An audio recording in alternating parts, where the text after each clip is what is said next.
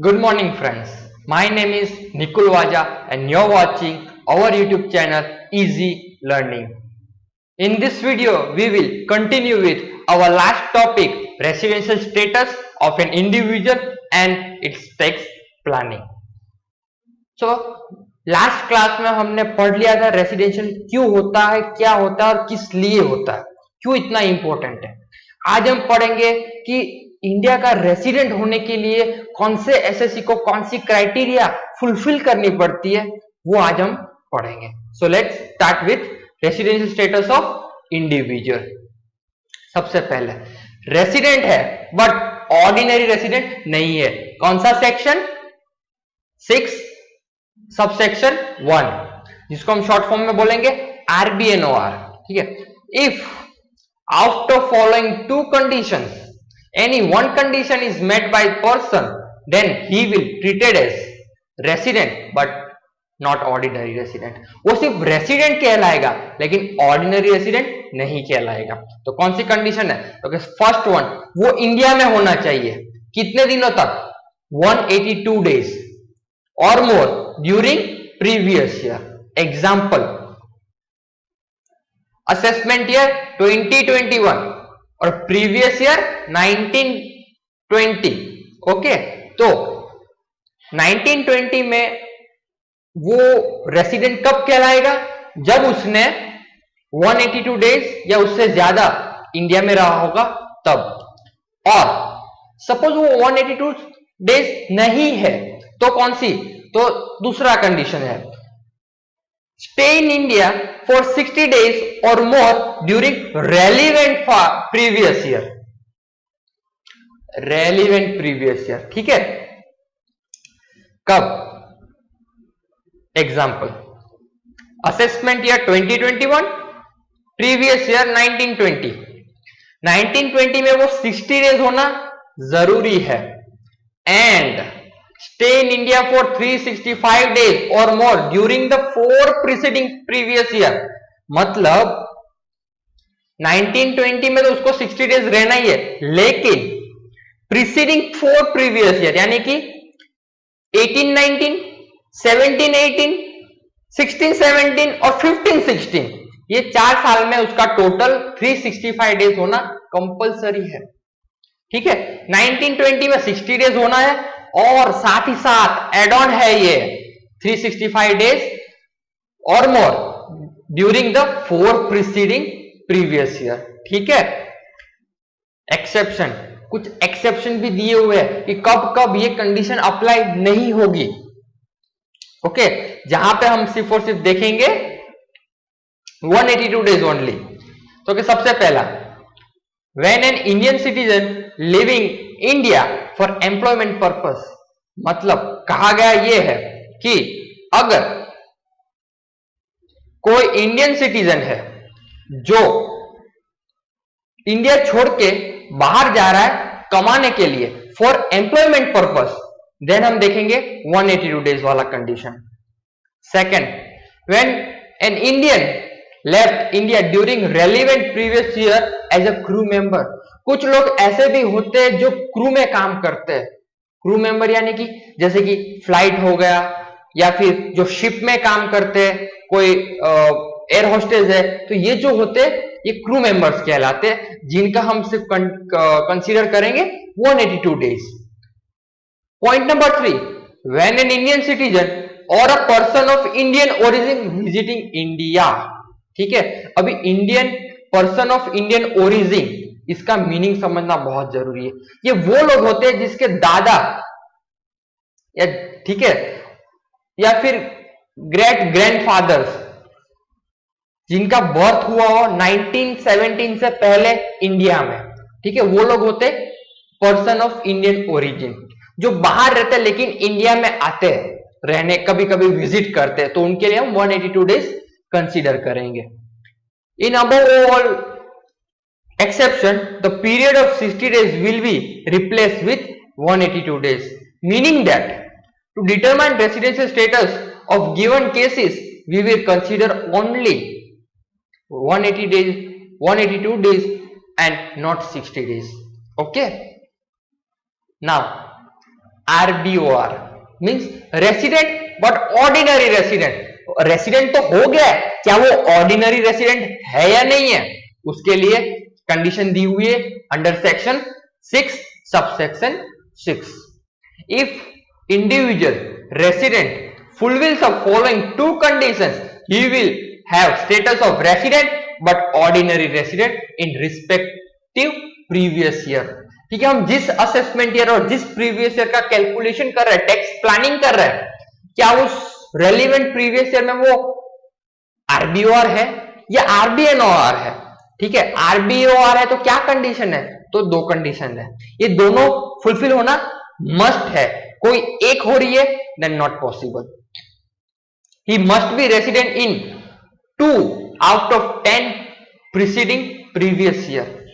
ठीक है, जैसे कि example assessment year 2021, previous year 1920, तो उससे पहले के 10 साल, उसमें वो 2 साल कहीं पे भी रेसिडेंट होना चाहिए। And he has to stay in India 730 days or more in 7 preceding previous year। Assessment year 2021, previous year 1920, उससे पहले 7 साल में कहीं पे भी वो 730 डेज इंडिया में होना जरूरी है, कंपल्सरी है, it is must for him. Okay, अब नॉन रेसिडेंट,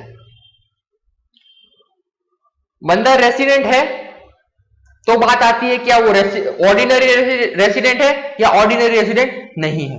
लेकिन जब बंदा या फिर एसएससी रेसिडेंट ही नहीं है तो वो नॉन रेसिडेंट कहलाएगा।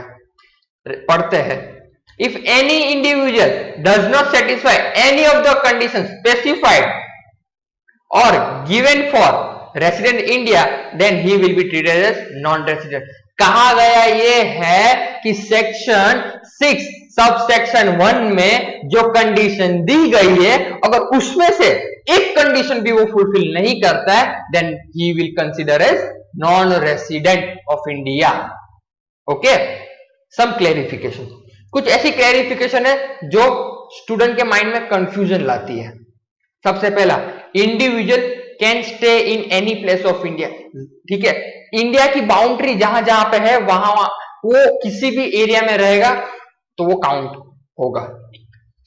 Not necessary that period of stay to be continue in India during respective previous year. जरूरी नहीं है, ठीक है, वो 1 महीना रहा फिर 1 महीना नहीं रहा इंडिया में, फिर 1 महीना रहा फिर 2 महीना नहीं रहा इंडिया में, फिर अगेन वो रहा, तो कंटिन्यू पीरियड होना जरूरी नहीं है। Then territorial waters of India also include in the term stay in India. जब बात आती है स्टे इन इंडिया की तो टेरिटोरियल वाटर्स, ठीक है, हमारे इंडिया के पास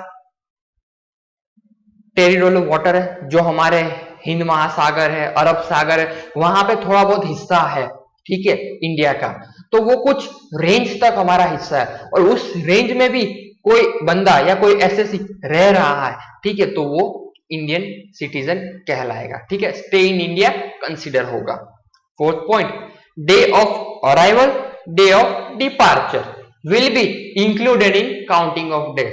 जब वो जा रहा है और जब वो आ रहा है वो दोनों दिन काउंट होंगे। ओके,